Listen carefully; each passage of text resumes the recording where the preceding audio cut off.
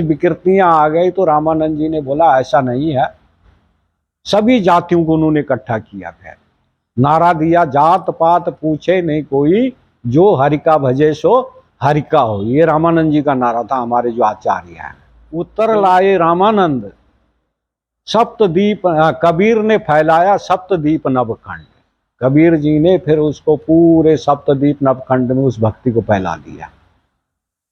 तब से ये भक्ति का प्रचार हुआ और पूरे हिंदुस्तान में ठाकुर द्वारे बनने शुरू हुए। फिर उससे पहले ठाकुर द्वारे नहीं थे कहीं। हमारे ठाकुर द्वारे ये 12वीं शताब्दी से शुरू हुए हैं। जितने भी ठाकुर द्वारे बने हैं, चाहे बिहार है, बंगाल है, उड़ीसा है, अपना जितना भी पहले आसाम इकट्ठा ही था पूरा ही, वो है, गुजरात, तमिलनाडु, कर्नाटका, केरला, मध्य प्रदेश, जो पूरे हिंदुस्तान में और नेपाल तक ठाकुर द्वारे बनने शुरू हुए। उस समय के ठाकुर द्वारे हम लोगों के ये बने हुए हैं। तो हमारे जो दर्शन हैं उसमें 6 दर्शन जो वेदों को मानते हैं उसको कहते हैं नास्तिक आस्तिक दर्शन। जो वेदों को नहीं मानते हैं उसको कहते हैं नास्तिक दर्शन। द्वीप में, एशिया महाद्वीप में तो शंकराचार्य उस समय केरला के कलाड़ी गांव में पैदा हुए। बहुत छोटी उम्र में उन्होंने वेद वेदांग सारा कुछ पढ़ के 6 साल की उम्र में उन्होंने सन्यास ले लिया। 6-7 साल की उम्र में फिर उन्होंने पूरे हिंदुस्तान में पैदल भ्रमण करके हिंदू धर्म का प्रचार किया, सनातन धर्म का। 4 मठ बनाए। पहला मठ उन्होंने बनाया कर्नाटक में, सिंगेरी मठ है दक्षिण का। उत्तर का है ज्योतिष मठ बद्रीनाथ के पास।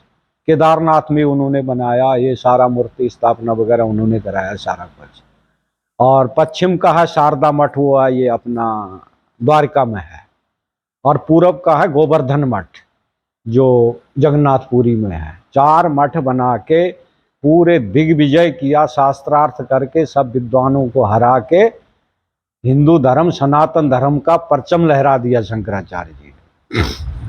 वो 8वीं 7वीं शताब्दी से लेकर 12वीं शताब्दी तक ये उनका दर्शन चला, ये चलता तो अभी भी है। तो इनका मूल मंत्र था, अद्वैतवाद का प्रचार करते थे। कहते अहम ब्रह्मास्मि, मैं ही ब्रह्म हूँ, जीव ही ब्रह्म है, ब्रह्म सत्यम जगन मिथ्या। बोला कि ब्रह्म ही सत्य है, जगत झूठ है, उनका मूल मंत्र रहा।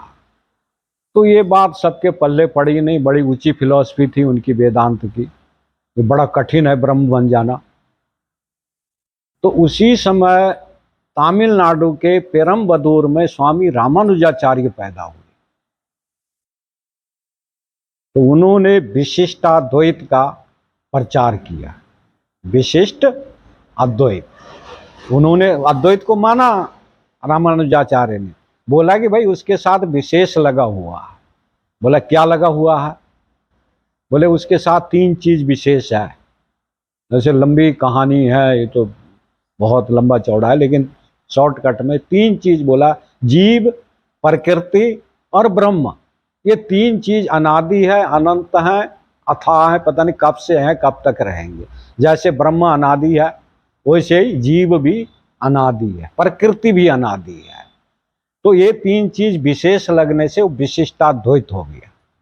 उसके बाद मध्वाचार्य हुए, वल्लभाचार्य हुए, निम्बारकाचार्य हुए वैष्णवों में। इन्होंने अलग अलग मत दिया। किसी ने कहा द्वैताद्वैत, किसी ने शुद्ध द्वैत, किसी ने अकेला द्वैत। ये प्रचार हुआ तो उसको भक्ति काल कहा जाता है। भारत का मध्यकाल भक्ति काल है।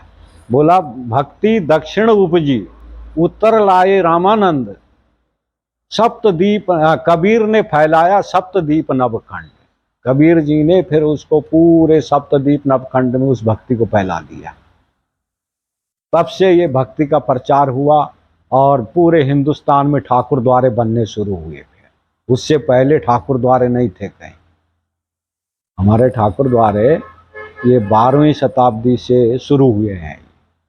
जितने भी ठाकुर द्वारे बने हैं, चाहे बिहार है, बंगाल है, उड़ीसा है, अपना जितना भी पहले आसाम इकट्ठा ही था पूरा ही, वो है, गुजरात, तमिलनाडु, कर्नाटका, केरला, मध्य प्रदेश, जो पूरे हिंदुस्तान में और नेपाल तक ठाकुर द्वारे बनने शुरू हुए। उस समय के ठाकुर द्वारे हम लोगों के ये बने हुए हैं। पूरे भारतवर्ष में ठाकुर द्वारे हैं, चाहे गुजरात है, बंगाल है, उड़ीसा है, मध्य प्रदेश है, मतलब जो भी स्टेट 29 स्टेट हैं, हर जगह आपको ठाकुर द्वारा मिलेगा। ये परंपरा स्वामी रामानुजाचार्य ने शुरू किया।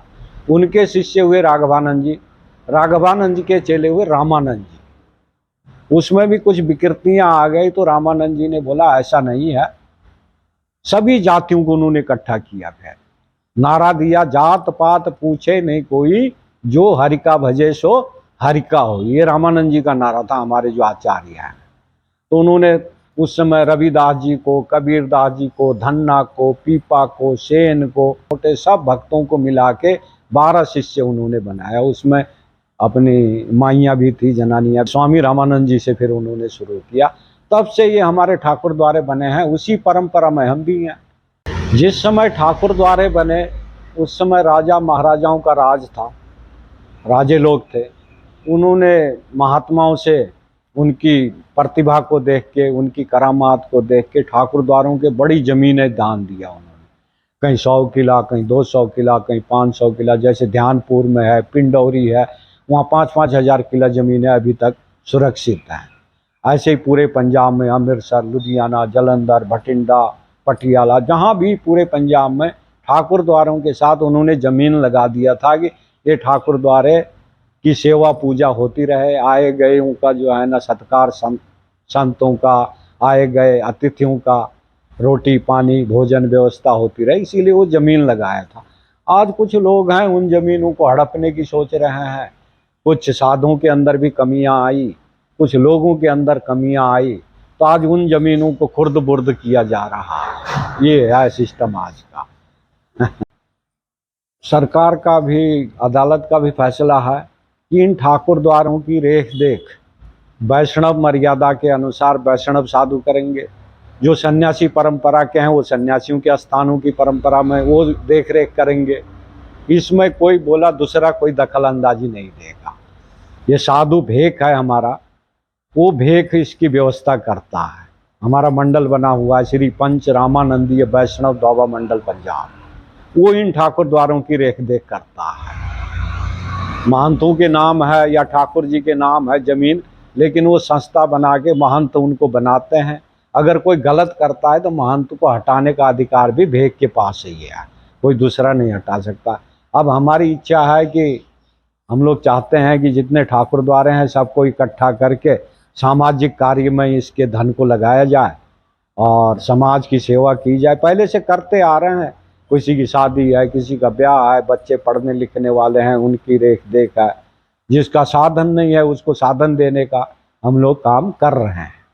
पहले से करते आए हैं, अभी कर रहे हैं, लेकिन हमारे पास व्यवस्था थोड़ी कम है, इसीलिए काम दिखता नहीं है। ये है।